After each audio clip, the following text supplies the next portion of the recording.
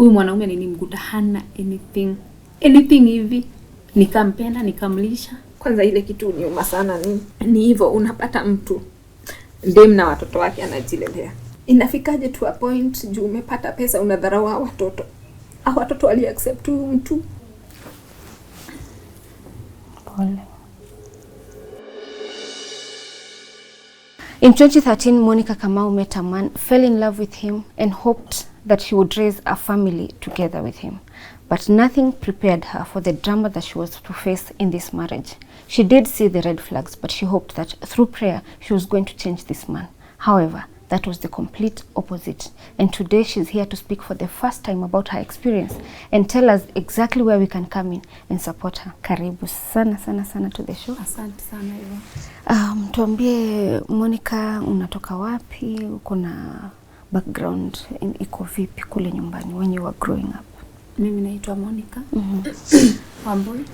Nimetoka Gatondo, nilizaliwa Gatondo. Okay. Nikalelewa huko. Nikasoma, nikamaliza mpaka form 4. Ndo nikaingia Nairobi.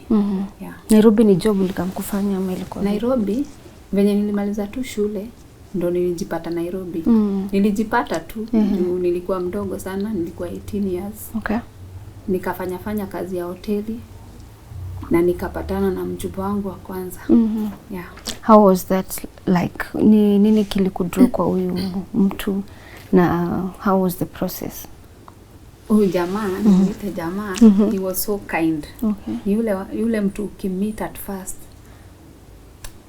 ni mtu anapenda watu, ni mtu tu mzuri. Hata ukimmeet sahi, you can tell. Wow. Yeah. So you moved in together? Tukapush kidogo in 2006 nikajipata na mtoto. Okay. Yeah. Tukaoana 2006 na nikapata kijana wangu wa kwanza. Yeah. Ndoa ilikuwa vipi wakati? Hiyo ndoa siwezi sema ilikuwa mbaya because niko young. Pia ni mtu mzuri. Tuliishi tu vizuri, wazazi wake walikuwa the best. Na 2009 nikajipata na mtoto mwingine wake wa pili. Na hiyo ndoa unasema ilikuwa nzuri kabisa, but at some point unasema ulitoka. Kwa nini? Nilitoka, siwezi sema nilitoka kwa ubaya. Juu hiyo familia mpaka wa leo mimi watembelea. Wow. Tuko so close na hiyo familia. Nilitoka juu ya utoto. Tuseme ni utoto. I was so young. Nimekwambia nilipata mtoto wangu wa kwanza na 19 years. So tuseme tu ni misunderstanding kidogo na nikajipata nimetoka. Ni mimi nilitoka. Okay. So you don't blame this on him? No. Wow. Tuliendelea kuongea na yeye na tukakuwa marafiki. Which mpaka wale wanaleanga watoto wake. Watoto wake wanaenda. Wakati ulitoka kwa ndoa, did the man try to look for you mjaribu kuijenga tena? Ule wa kwanza? Ndo at least maybe uipe chance. Lakini sasa hapa ndo in 2013 nilitoka huko, hata sikukaa sana, nilitoka 2011 12. Reason yangu ya kutoka sikuwa nataka ati nitoke kabisa. Kwa nataka nitafute pesa. Okay. Kwa tukua stable. Mimi nikakuja nikaeka kapab. Nikachukua kaloni nikaeka pub. Si mimi nataka nijijenge nirudi kwangu. Nikapatana na huyu hapa kwa pub. The second husband. Yeah. So ikafanya sasa ume lose interest na yo other marriage. Hata sijui kuliendaje Yvonne. Nilijipata nimeingia kwa hii relationship so fast. Na mimi mara ya kwanza sikuwa nataka huyu jamaa tukae. No. Nilimitu jamaa akiishi na 5 friends. Men. Alikuwa customer wangu. Alikuwa anakujanga kwa club yangu, anakunywa, anaenda. The second week jamaa naona ananiuliza unaishi wapi? Mnaishi na nani? Mimi nikamwambia naishi peke yangu na watoto wangu wawili. Naweza tembea hivyo. Na ni customer. Yeah. Haya kidogo mimi hata siko uko kwa mapenzi. Akakuja akatembea. Kitu ya kwanza alifika kwangu, nilikuwa naishi kwa 1 bedroom. Hey, you have a nice house. Unajua yeye anaishi kule na magangster fulani 5. But hapa kuna yeye na huyu kijana, nitakupigia story. Nyumba ni yake na huyu jamaa. Hao wengine ni kuinvitiwa waishi, but nyumba ni ya huyu wakiwa wawili. Haya, tukaendelea. Mimi nikaintroduce ule jamaa. Huyu hata ndio tunaishingi na yeye. Anaitwa so and so. Lakini kuna wengine tumeaccommodate wa watatu. Utakuja kwangu? Mimi hapana. Siku moja nilienda, nilipigwa na ile harufu nika bed sitter. Nilipigwa na ile harufu ya masocks, choo, nini, yani nyumba chafu. Nyumba ya boys but yes. Chafu sasa.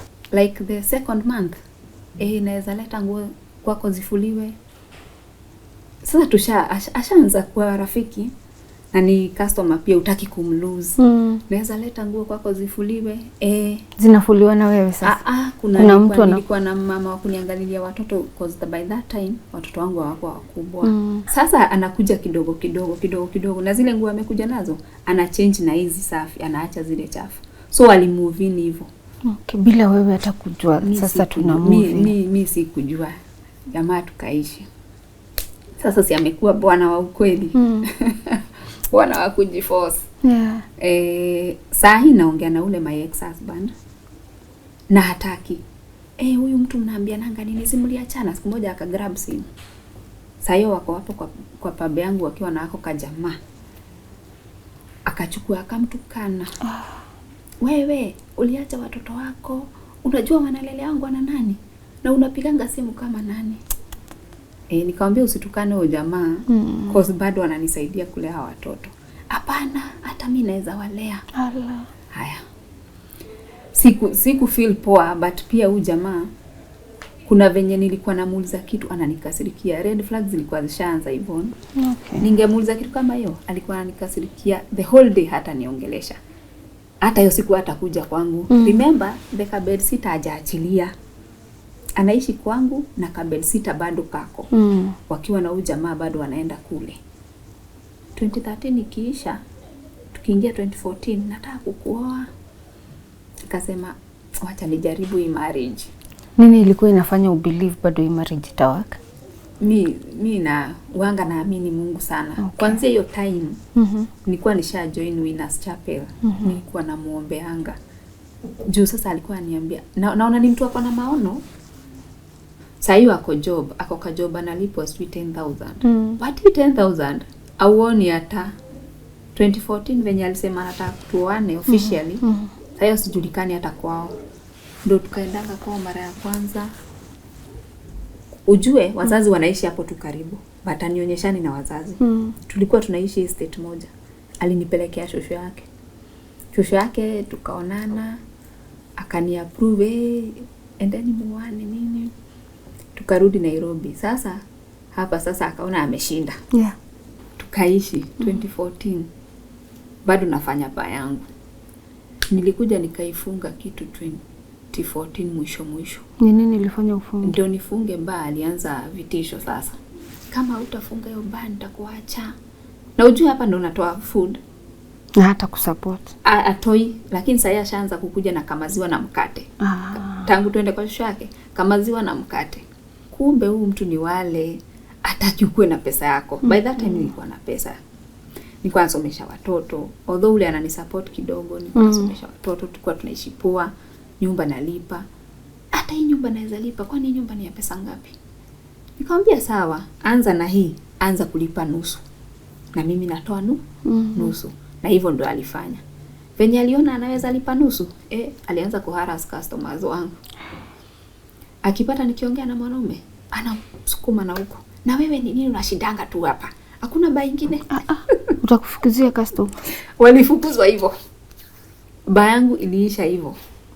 Akinipata tuseme customer wamekunywa past 11. Ni shida nikimpata kwa nyumba. Sasa hataki kuja kwa hii bar. Alichange, anakunywa baa zingine na huko. Lakini pesa anatoa wapi? Hapa. Za kwenda kusupport. Nisaidie 200. Nisaidie dhao nitakurudishia man. Nisaidie. Na mimi nampea. Hii mapenzi. Nampea. Sasa saa hiyo anaenda kukunywa mahali pengine. Naye anakuja saa zenye anataka. Lakini mimi lazima confirm. Ulifunga. Funga. Nasikia kuna makarau. Nakwambia huyo mwanaume alianza kuni hold hostage kitambo. Na sikuwa naona, sikuwa nafunguka macho. Nao tukaingia in 2015. 2014 nikaibiwa. Koba. Yeye peke yake ndio akona key. Na haikuvunjwa na ni mlango ya chuma. Mlango ilifunguliwa. Ilifunguliwa, pesa ikatolewa, TV ikatolewa. Sasa si anataka nifunge, anatafuta means zote. Pesa ikatolewa, nilikuwa naekanga pesa pale straight kwa sikuwa na kadroa kwa kikombe fulani na naficha. So customer hata angejua. Kulivunjwa, kukatolewa TV na pesa. Kumuuliza, Atiana. Sasa siku hizi nasikia kuna wizi sana. Nikamwambia nitaenda polisi. Sasa unafuatilia nini? Hiyo ni kitu ya kufuatilia. Uliibiwa pesa ngapi? 4,000. Hiyo ni pesa kidogo. Hiyo story aliiputofu hivyo. Haya. Kuna mzee alikuwa neighbor yangu, alikuwa na bar tulikuwa kaa 2 stalls. Alikuwa na kapabu. Nakumbuka huyo mzee akiniambia walikuwa wanaita Wambu. Wananiita Wambu. Huyu ndio mwanaume umeona ujiekele. Na ni mzee. Kuna tena mwingine wa makali niitanga. Habari yako? Poa. Huyu jamaa ni nani kwako? Huyu jamaa hakuwa mzuri. In recent alikuwa anashidanga kwa pool. Saa zile hayuko job. Kazi yake ni kukula miraa, kuvuta all sort of things. So venye nilionwa na yeye, kila mtu alikuwa na wasiwasi. Na ni kama walikuwa namjua deeper kuliko venye namjua. Mimi mjinga nikaenda nikamwambia. Na fulani ananiambia hivi na hivi. Wachana na huyo mzee, anakutaka. Nukaamini. Niliamini. Haya, nikaput off hiyo story. Nimeibiwa, nimeambiwa hiyo kitu, na nikiangalia wale watu wanatembea nao, nasikianga ule ni mwizi. But nikimuuliza, wachana watu wanapenda tu kuharibia watu jina. Na ni story ikaishia hapo. Nikaamua acha nifunge iba for the sake of peace. Na nikaiuza. Sasa nikukaa wapi? Home. Tunakula nini? Pesa yangu yenye nimeuza na savings zangu kidogo. 2015 nikakaa home, nikakaa. Saa hii si niko home. Ashaanza vituko. Anaingianga saa zile anataka.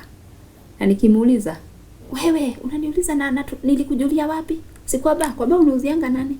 Wanaume. Na ulikuwa unawafukuzanga waende kwa mabibi zao? Haya. 2015 kilinilamba. Hapo sasa ndo nianza kuona hapana. Na 2015 nikashika mimba. Venye nilishika mimba hivi. Huyu mwanaume sikuwa imuona kwa nyumba.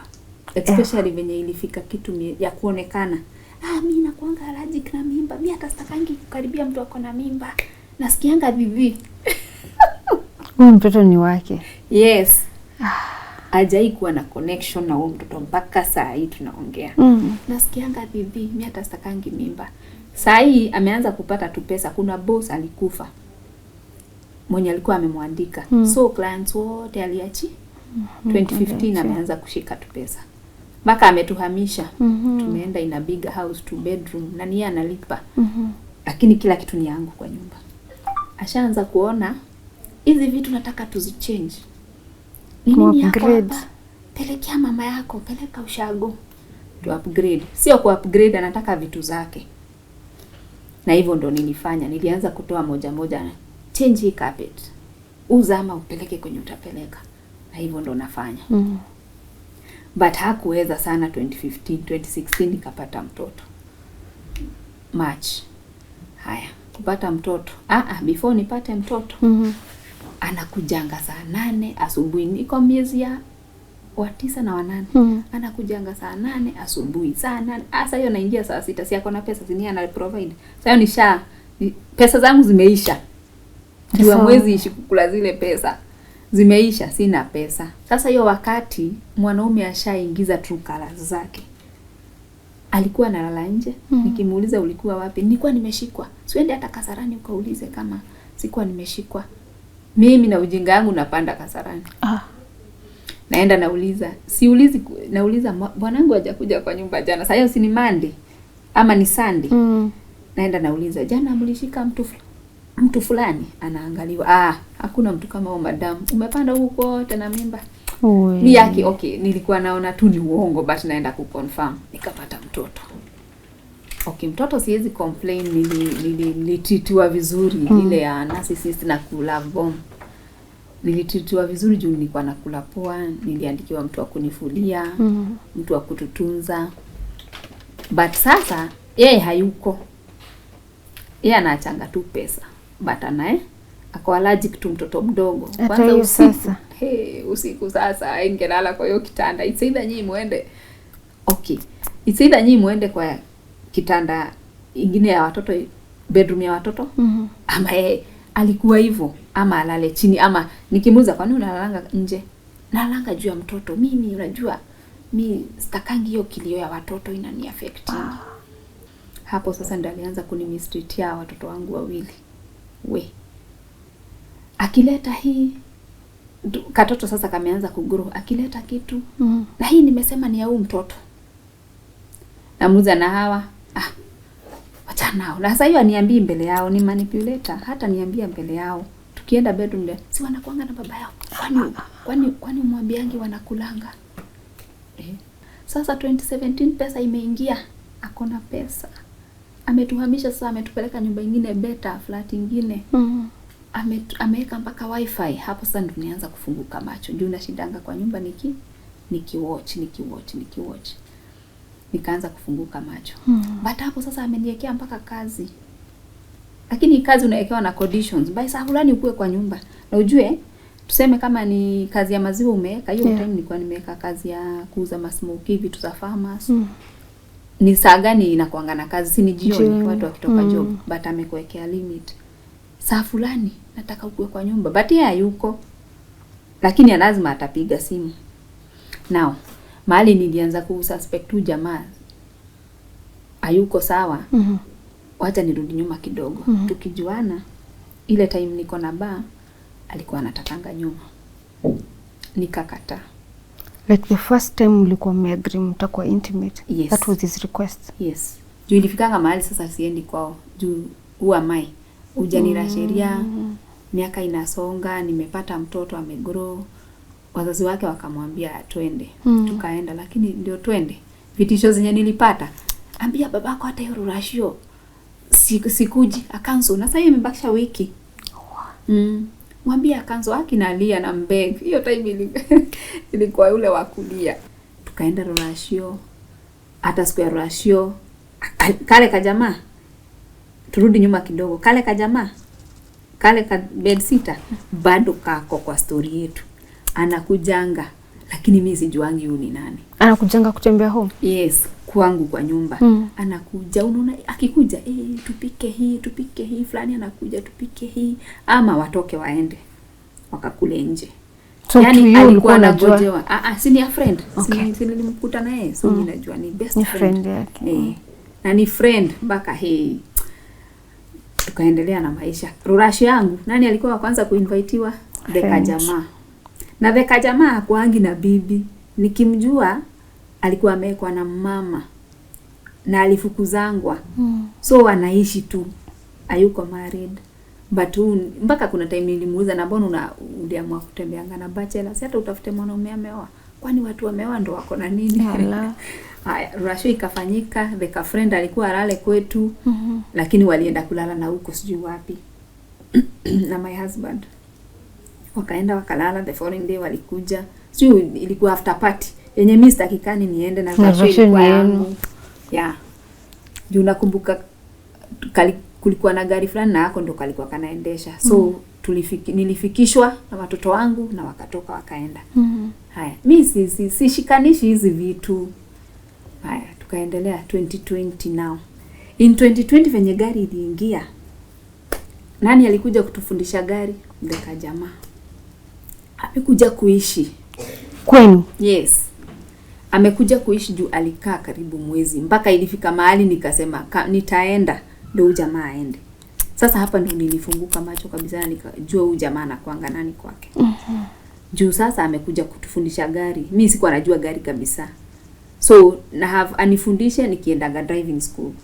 Juu driving school huwezi jua kila kitu. Na yeye pia. Lakini most of the time wanashinda na yeye na huko ati ameenda kufundishwa. Wanarudi late night. Tuseme wamerudi mapema saa 4. Wakirudi mapema saa 4, mtu amjashinda na yeye anaingia kwa nyumba, ako bado kwa huyu kabisa. Safu nani? fanyia nani, mfulie, nikamwambia we boss, kwani huwa anakuanga nani kwako? Ulimuuliza hiyo swali? Nilimuuliza. Hiyo hata sikupigwa, niliambiwa fikiria vile unataka. Mimi nikanyamaza. Kajamaa kameanza nimeanza kunotice tu vitu. Sasa ikafika siku. Wanabaki wakikuja saa 4 wanabaki sitting room. Mpaka namtext, ukuji kulala, go to hell. Anakuambia mwanaume wako na ka friend. Mpaka namuuliza the following day, ni nini huyu jamaa anaenda lini? Si ushajua gari, si nishajua. Ni nini bado anafanya? Wacha akae, kwani kuna rent wewe unalipanga hapa? Kuna chakula yako anakula. Nikaona huyu jamaa it's becoming too much. Mmoja nikaamua wakibaki sitting room hata sitamwambia. Juu mara mingi wakiwa sitting room, bedroom yangu alikuwa na ilo kama anafunga venye nikifungua watasikia. Juu ilikuwa karibu. Kwenda niliwapata sasa wako so close wana watch porno. Nilisimama hapo kuniona. Ni nini wewe? Si hata mtu ambia watu wanakuja. Nakuja wapi na hapa ni kwangu. Sasa kuanzia hiyo siku venye nilishtuka. Na mimi nikajifanya sijashtuka sana. Nikamwambia ni nini hizo mna watch, na mtoto akaamka. Sasa hiyo kijana wangu si akosekwa kwa boarding. Niko tu na huyu wa 8 na hakuwa amejoin that 2020 ako kitu class 8. Imagine wakiamka wapate hata hawashtuki. Ukisema close unamaanisha vile tumeketi hivi ama ni watu walikuwa? Yes, close. Yaani ile mwanaume umfai kucloseana hivyo. Na hii nini hizi mna watch? Nilimuuliza hivyo, enda ukalale. Wewe umeona kama ni nini tuna watch? Nikasema mimi wacha tu ninyamazie hiyo story. Kuna akaniambia like 2 days akaniambia twende nikupeleke out. Nikamuuliza hapo sasa akaanza kuniambia na fulani umeona venye ametufundisha gari haraka tumeshika. Na wiki 2 tulikuwa tushajua gari na a month. Umeona venye anakuanga mzuri. Yaani anamsifia. Nikamwambia una shida gani ukimsifia, amekuja kwangu kufanya nini? Si aende sasa tushajua. Na nikamuuliza na mimi sioni relationship yenu ikiwa straight. Kwani fulani anakuanga gay? Nilipigwa bike kasimama. Tulikuwa mahali kwa club. Sasa amegoja watu waendeende. Nilipigwa. Hii si hairline. Alipumua nywele. Hii. Hapa palitoka piska 5. Niliziokota chini. Nilipigwa. Na usiwe niulize swali ya ujinga tena. Na I prefer nikaenda huyo jamaa kuliko wewe. Sasa kuanzia hapo hakuwa ni ficha. Alikuwa anatokanga, akifika tuseme ni kazi ametoka, anafika. Alafu anatoka, namuuliza sasa umeenda? Nimeenda kwa huyo jamaa. So akakwambia ana prefer kukaa na huyo mtu as opposed to wewe bibi yake. Yes. Na huyu mtu hajai kuwa na interest na mimi hata tulikuwa tunakaanga miezi 3, 4, 5. Ana shughuli hata yuko huko. Na ukimuuliza? Huwezi muuliza. Sasa kuanzia 2020 ungemuuliza anything. Ukimuuliza utagongwa. So mimi nilikuwa na prefer kunyamaza. Sikuwa imuuliza kitu. Lakini historia ya huyu jamaa make sure nimemconfront. Hiyo ni kitu nilikuwa nimesema nitamwambia. Yes, alinipiga but nilijua ukweli. Sasa kwanza hiyo time hakuwa anataka ujamaa kuje kwetu but kuna time mtoto akitoka shule alikuwa ananiambianga na mama fulani alikuwa hapa. Sasa hiyo niko job. Kuna siku bado tumetoka na yeye out. Alitaka kuniua. Ameweka gari 180 na niko mteremko. Mimi hata naonanga hizi vitu zote zili happen ndio nifunguke macho cause nilikuwa najua gari. Nilikuwa najua mahali pa kuiguza isima. Aliniambia leo, wewe unashindanga ukiniuliza mambo ya yule jamaa. Nitakuua. Naona ile vita bado sijasahau hata miezi 2 ijaisha. Sasa hiyo jamaa nimekataa akae kwetu ashaenda. Sasa hiyo gari ilisimama karibu ianguke. Nilishika handbrake, nikashika brakes. That was the second time. Na ameishi kuniambia, wewe hata tukiachana sitakuacha usurvive. Na ni ukweli juu venye nilitoka nilipata simu. Hiyo simu venye nilipata ilikuwa inaniambia nasikia siku hizi uko na bwana ya wenyewe. Na mimi ni lazima nitakuja kukuua. Ilifika vipi uka decide utoke na alijua ukitoka? Kutoka nilianza kutaka kutoka 2020. Okay. Lakini sina nguvu, sina finances. Unaona sasa hii mtoto wangu wawili ni wakubwa. Sina finances kabisa. Tulianza kulala na shift. Akijua niko kwa kitanda, tuseme huyu jamaa alikuwa analala mchana. Si saini yeye amejiandika analala mchana. Si mchana ameshinda amelala. Mi by the time naenda kwa kitanda saa 3 ashaamka. Ako sitting room. Atakaa sitting room na anaona zile pono bado. Atakaa sitting room mpaka 5:30 ndio nilikuwa naamkanga kutayarisha my small child. Nikiamka 5:30 akisikia tu nimefungua mlango wa bedroom anarudi bedroom. Yaani tulikuwa tunalala na shift.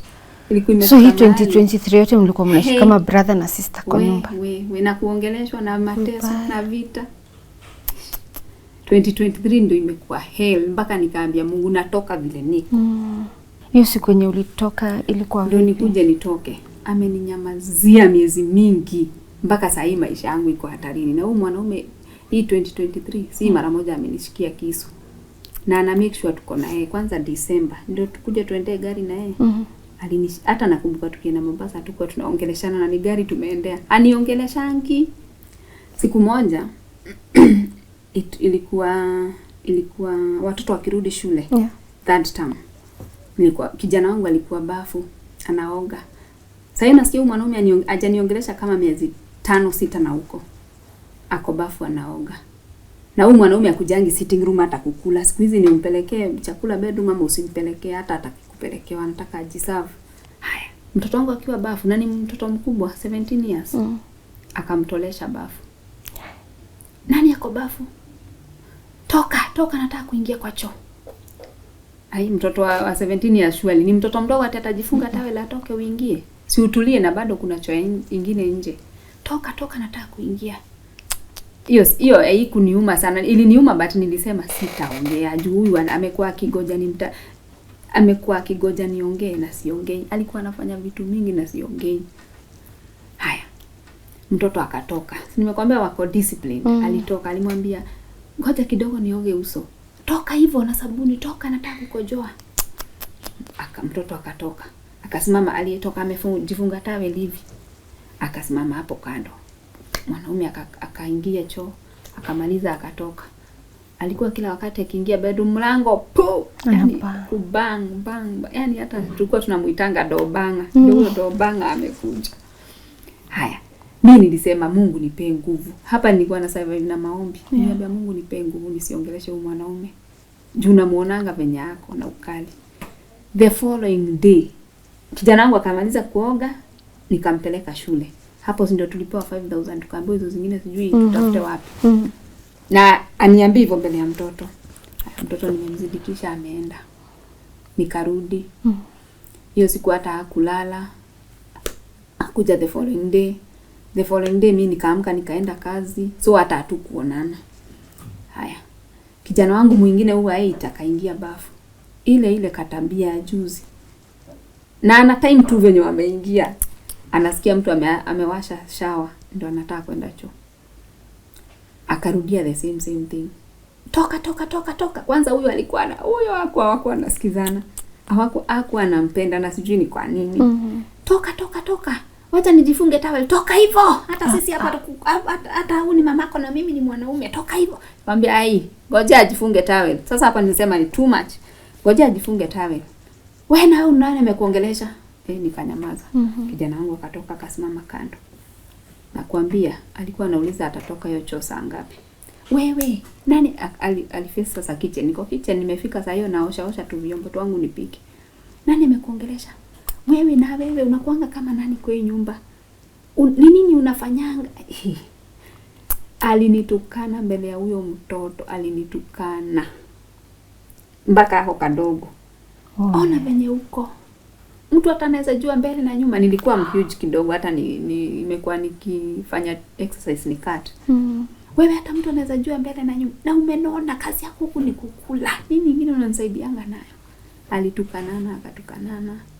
Haya, mimi nikafikiri matusi imeisha. Aliingia huko bedroom, huyu kijana wangu ashatoka bafu. Aliingia bedroom akajifunga towel, akaoga. Bwana akaoga. Akioga bado nasikia akimama huko ndani. Akaniita useless woman. Na mimi nikasema hai. Nikamwambia kwani wewe Yusufu umepelekwa wapi? Hiyo ni muuma. Juu sasa ilibidi niongee.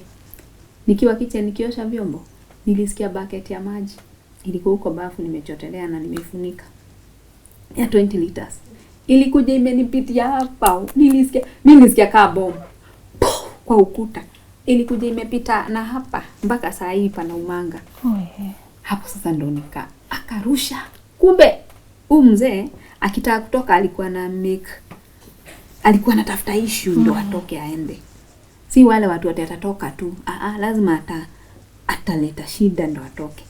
Hapo alikuwa ashapanga anatoka. Saa hizi ni kitu saa 2. Aliingia alirusha hiyo bucket akaingia bedroom akavaa akipiga kelele huko hata mnitakangi huko hata mnipeangi amani, na mimi ndo amerushia bucket hata hataki kujua imenigonga ama. Akatoka akaenda. Alitoka na bagi yake ya laptop na kashati kamoja. Namfuata bedroom na mimi. Nini situongee sasa, hapo kuna issue. Niondokee wewe, nilirushanishwa na huko nikaanguka. Nilikuwa na alama somewhere black. Nilirushanishwa nikapata mwisho wa kitanda ikanigonga. Nikasema wacha iishe. Akaenda. Penye alienda hivyo. Ilikuwa 31st August. Nilianza kupack. Hata hatukukula, tulibai mkate. Nikawapikia chai. Nilianza kupack na nikaambia Mungu, yenyewe hii marriage kama hii kuwa yangu, nipe tu nguvu nitoke. Asikuje, mfunge mahali yako mpaka nihame. Na hivyo ndo Mungu alifanya. The following day nilitoka, nilikuwa na tupesa kidogo sana. The following day nilienda nikatafuta nyumba mahali nikalipa na nikahama. Na ujue ni mwanaume hataki kukuacha, anataka ashinde amehold hostage. The following day when nilihama hajui nimehama. Aliniandikia, "Mnapika nini nakuja?" Nikasema wewe sitakujibu. Alikuja saa 7 ya usiku, alipata hakuna watu. Akaanza kunipigia na from there sikuichukua simu zake. Mpaka saizi hajui kwenye huko. Siwezi sema hajui. Ujue ni manipulator. Alianza sasa venye kijana wangu alifunga shule huwa form 3, alianza sasa kumpigianga. Before that alianza kufuata huyu wa 8. Mama yako anaishi wapi? Mnaishi wapi? Na mtu si akona namba yangu. Mbona anipigia? Na hapo sasa ndo anafuatwa na zile calls za Mungiki wataniua. Na namba zenye haujui. Ni moja hata nimesave, nimeandika guy. Mmoja hiyo call ikaingia. Mimi mtu alinipigia, "Hey Monica, hebu piga hii simu ni emergency." Nikapiga. Na tuko na watoto hapo. Mimi na expect nisikie ushago kuna shida. Wewe Monica, nikuulize. Unafanya nini na bwana wenyewe? Nikamza bwana mgani? Tutakuwa. Unaishi wapi? Tutakuja hapo tutakuwa. Sasa nimeweka simu na speaker, watoto wangu waliingiza baridi. Walianza kulia kwanza hapo kadogo. Mama utauawa sasa tubaki na nani? Pambia hapana. Hata nikaona sitashinda nikienda kuripoti. So saizi mali unakaa, unasikia ukiwa safe huko kwenye unakaa saizi ama unaogopa bado? Tuseme si feel safe juu huyu mwanaume tukiishi naye si mara moja aliniambia, "Mimi siwezi waste miaka 10 na mtu alafu atoke tuachane tu na ni feel niko sawa. Lazima nitakutafuta." Na hata venye nilitoka alikuwa anatafuta kijana wangu sana kumuuliza mahali tunakaa. Kijana wangu akamdanganya. Pia walikuwa amezoea, walikuwa anamjua, akamdanganya. Sasa mimi si feel safe.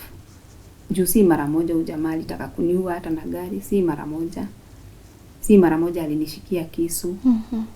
Na ni wale watu hawapendi kushindwa. Unasikianga narcissist mwenye hapendi kushindwa? Huyo ni huyo. Na ananiambianga, nimesahau kukwambia. Mimi siwezi fungwa. There was this time alinipiga. Juu vita zilikuwa mingi kwanza 2020. Alinipiga nikaenda kushtaki police station fulani, sitaitaja. Aliwahonga mbele yangu. Mimi ndio nimeenda kuripoti na akaniambia, "Haya, unataka kuamini siwezi shikwa? Twende nikupeleke." Kufika police station, nilikuwa nimeleta bibi yangu a report, lakini wacha niwabaie chai. Siwacha report nini, hii ni family issues. Aliwapea dhao mbele yangu na wakachukua polisi. kurudi kwa nyumba nilipigwa. Umeona? Hakuna kitu mimi naweza fanywa. Mimi by the way wale watu nafanyia kazi ni watu wako na say hata kwa serikali. So ulikuwa unasikia uko helpless at that point. Na saizi reason yako ya kutaka kushare story ni gani haswa? Story yangu nimeishia juu. First, wazazi wake na wangu. Wazazi wangu wanajua nilikuwa nimeolewa na the best. Hawanajua nilikuwa nimeolewa na mtu wa maana. Ni mtu wa maana ukimwangalia, but huyu mwanaume hakuna kitu mnaweza saidiana. Hiyo ni moja. Ya pili, nalea vijana. Na kuna time aliambianga kijana wangu, na siku hizi umemea madhudha hivyo na. So anaweza danganyilia mtoto wangu, anajifanyanga anawapenda publicly, but kwa nyumba anawafanyia vituko. So siwezi taka ifike mahali watoto wangu waingizwe kwa mtego. Nataka hii story iende ndio hata watoto wangu waione. Nilishindwa kuambia watoto wangu siwezi waface hivi niwaambie baba yenu alikuwa hivi na hivi na hivi. Nilishindwa. So nataka wakiona watajua ule ni nani. Hata mkubwa jua na shida akimpigia simu, kujeni wabaie kujeni. Nataka ajue what kind of a man he is. Yeah. And right now when you talk about his story, na of course hata kama watu wengine wataona pia yeye yako likely kuiona your ex-husband, kuna message gani uko nayo kwake saizi akikuona? Message. Mimi naweza taka tu kujua, apart from message, naweza taka tu kujua ni nini ili change mtu ulimchukua bila kitu. Huyu mwanaume nilimkuta hana anything hivi, hakuwa hata na bob. Nikampenda, nikamlisha. Pole.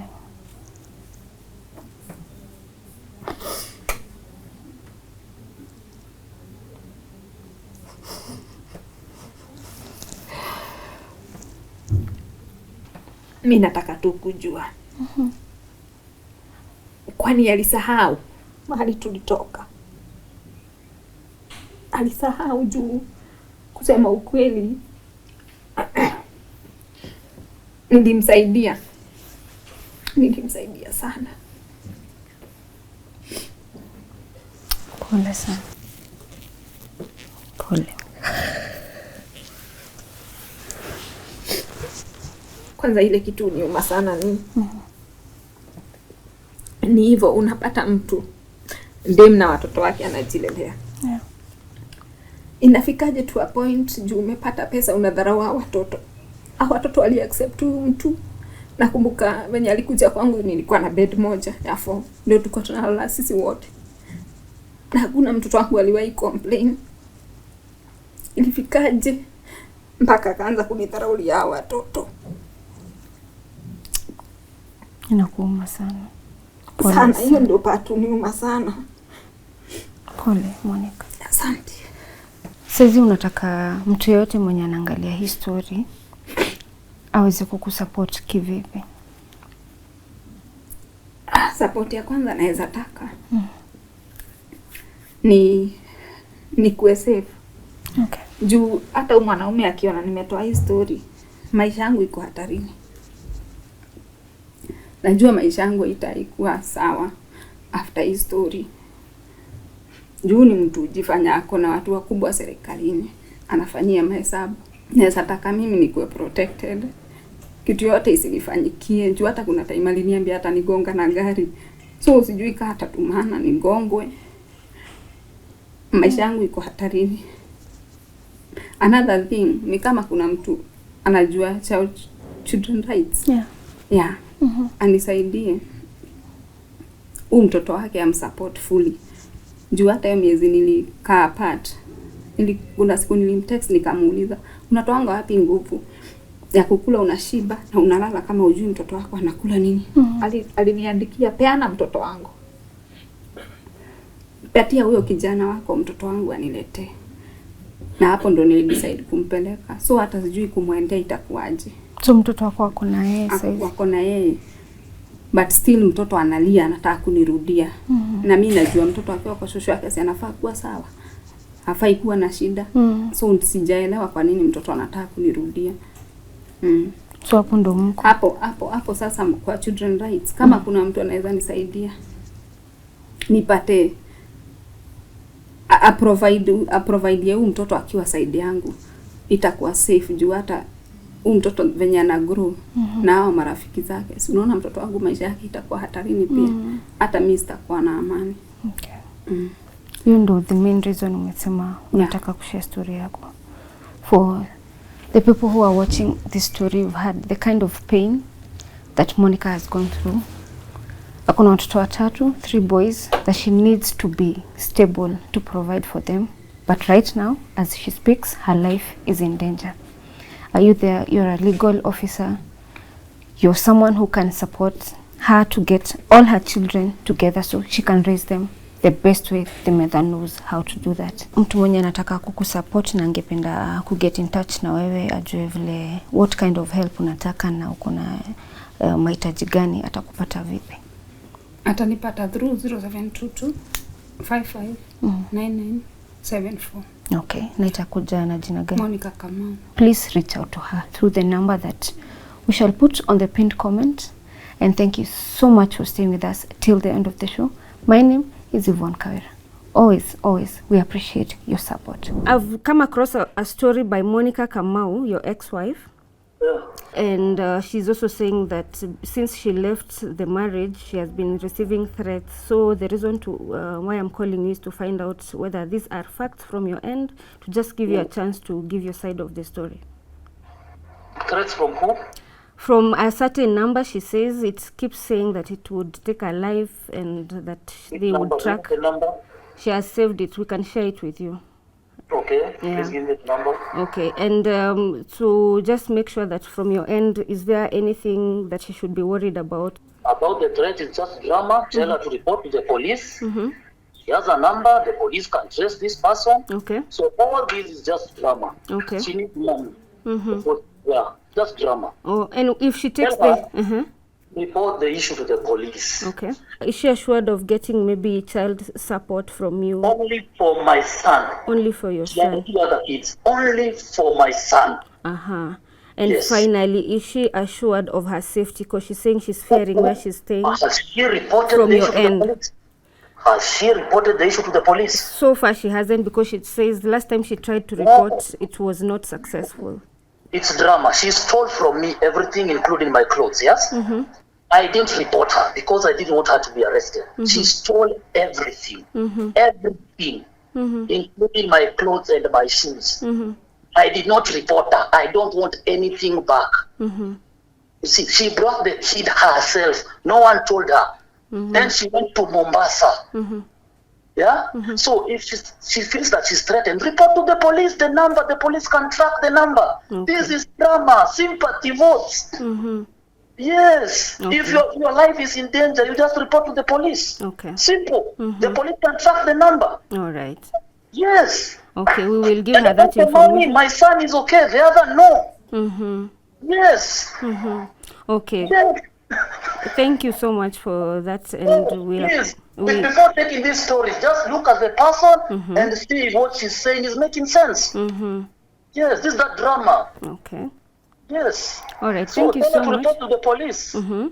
Yeah, if she's been threatened. Anasema when you moved out, move out na kila kitu yake, including nguo zake, viatu, computers zake za kila job. Kitu. Na hiyo una confirm ni ukweli ulifanya hivyo?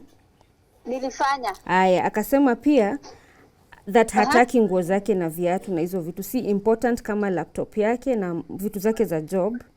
Hizo ndizo alikuwa anataka, na that's why alipeleka case kwa polisi that urudishe hizo vitu zake za job so that aendelee na job yake vizuri. Haya, nikuulize. Hata nitakutumia messages. The following day. Nilipeana kila kitu aliitisha. Documents, mimi nilitoka na kila kitu juu hata yeye aliishi kunitishia. Ataleta watu wanishike wanifunge abebe vitu. Huyu mtu ni so material. Okay. So mimi singetoka hivyo na watoto na vitanda na yani bila vitu. So nikaona baadaye niache vitu zake kwa nyumba. Nikatoka na zote. Mpaka documents na viatu na sizo zake zilikuwa Nilimpea. The following day alituma jamaa nipigie. Na nika drop mali alisema. Okay. hizi vitu zingine zote hata conversations zetu nime save. Nimekuwa nikimpembelezea achukue. Okay. Juu sina kwa kuzipeleka, alikataa. Yeah. Na pia ame-mention kwamba the reason ulitoka kwa marriage ni kwa sababu ulitaka kurudi kwa your first husband na ukarudi Mombasa ukiwa na firstborn son wako. That's a lie. Nilikwambia atakwambia vitu vingi. Huyo mwanaume hata tukiongea na yeye ajuangi ule hajuangi. Yeah. Haya, kitu kingine amesema violence yote anasema ilikuwa nini? Amesema hakuleta violence kwa marriage. Hizo wewe ndio ulikuwa na violence kwa hii marriage, sio yeye. Okay, mimi sasa nimeshindwa hapo. Haya, na akasema that ulisema umekuwa threatened. Na mbona haukuenda kwa polisi, instead ukaleta kesi kwa media? Okay, hiyo namba hata niko nayo. Niliona hakuna haja ya kwenda kwa polisi juu hata hiyo namba imezimwa. Okay. Lakini kuna jamaa mmoja anafanya na DCI. Nilimpea hiyo namba i-track. Wakaniambia jamaa amezima simu. Haya, sawa. Thanks a lot. Okay, thank you. Karibu.